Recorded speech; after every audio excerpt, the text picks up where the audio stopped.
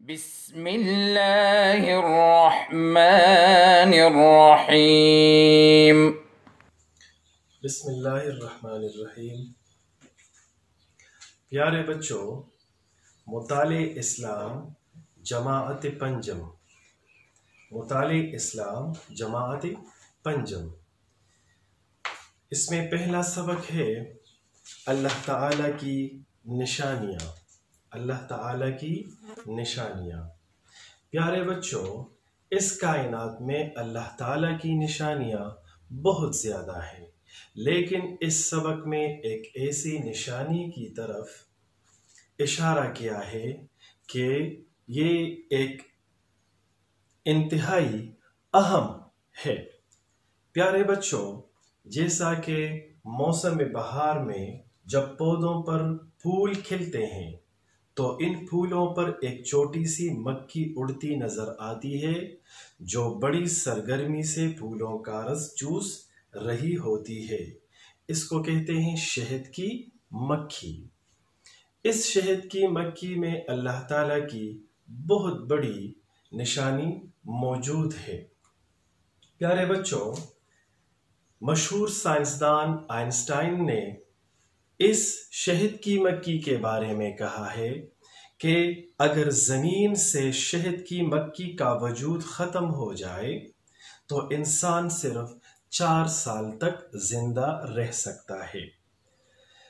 پیارے بچوں، سائنسدانوں کو تحقیق اور غور و فکر سے یہ معلوم ہوا کہ پودوں اور فصلوں میں زیرگی یعنی پولینیشن کا 70% حصہ شہد کی مکھی سرانجام دیتی ہے اور 90% انسانی خوراک بھی اسی عمل کی وجہ سے پیدا ہوتی ہے۔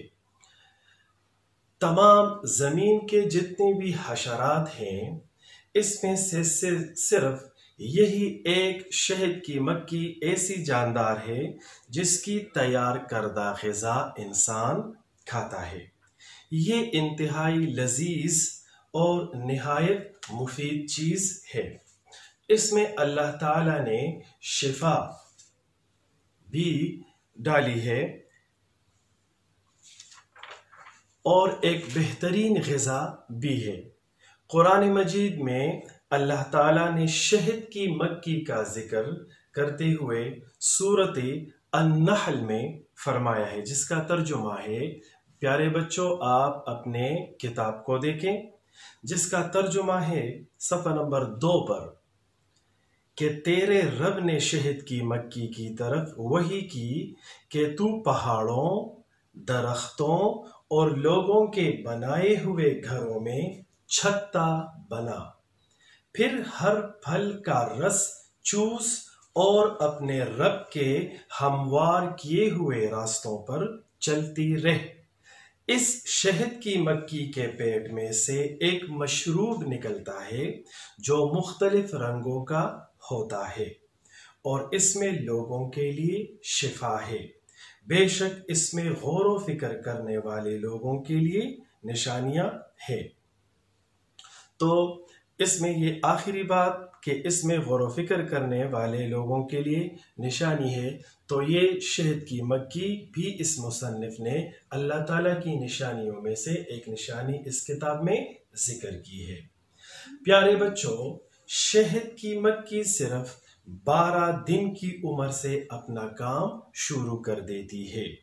چھتے میں کچھ مکھیاں کارکن قسم کی ہوتی ہیں، یہ پھولوں سے رس جمع کرتی ہے اور پھر اس رس سے شہد تیار کرتی ہے، اور یہ اپنے چھتے سے میلوں دور چلی جاتی ہے، مگر اس نے کبھی بھی اپنا راستہ نہیں بھولا اور نہ ہی کسی بھولے سے کسی دوسرے چھتے میں داخل ہوتی ہے، اور یہ رس جمع کرنے کے لیے انتہائی صاف ستھرے اور مفید پھولوں کا انتخاب کرتی ہے۔ یہ بالکل بدبودار جگہ پر نہیں جاتی۔ بعض مکھیاں اس چھتے کی حفاظت اور پہراداری پر بھی مامور ہوتی ہے، جو اجنبی مکھیوں اور دوسرے کیڑے مکوڑوں سے چھتے کی حفاظت کرتی ہے۔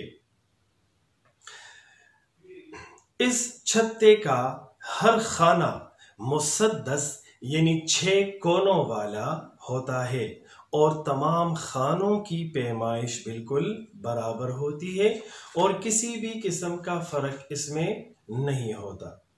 تو پیارے بچوں، کائنات میں پائے جانے والی ہر چیز گواہی دیتی ہے کہ اسے ایک اعلیٰ اور برتر ذات اللہ نے پیدا کیا ہے۔ یہ اللہ تعالیٰ ہی ہے جس نے شہد کی مکھی کو یہ کمالات سکھائے ہیں۔ تو پیارے بچوں، یہ شہد کی مکھی بھی اللہ تعالیٰ کی نشانیوں میں سے ایک نشانی ہے جس کو قرآن میں ذکر بھی کیا گیا ہے۔ اب پیارے بچوں آتے ہیں صفحہ نمبر 4 پر۔ اس میں تفہیم ہے، درست جواب پر ٹک کا نشان لگائیں اور خالی جگہ پر کریں۔ تو یہ آپ اپنے اس سبق سے اس کو حل کریں۔ اب آتے ہیں بچوں مختصر سوالات کی طرف۔ تو پیارے بچوں اس صفحہ نمبر 4 پر مختصر جوابات میں سے پہلا سوال یہ ہے کہ قرآن مجید میں شہد کی مکھی کا تذکرہ کون سی صورت میں ہے؟ قرآن مجید میں شہد کی مکھی کا تذکرہ کون سی صورت میں ہے؟ تو بیٹا میں نے آپ کو یہ بتایا کہ قرآن مجید میں شہد کی مکھی کا تذکرہ سورۃ النحل میں ہے، سورہ النحل میں ہے۔ سوال نمبر 2، شہد کی مکھی کس چیز سے شہد بناتی ہے؟ شہد کی مکھی کس چیز سے شہد بناتی ہے؟ جواب، شہد کی مکھی پھولوں اور پھلوں کا رس چوستی ہے اور اس سے شہد بناتی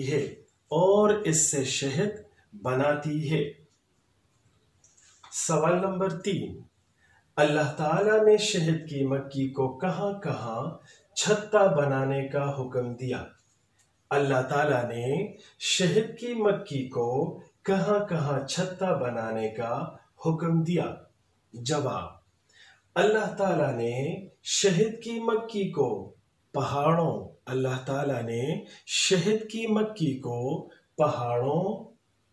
درختوں اور لوگوں کے بنائے ہوئے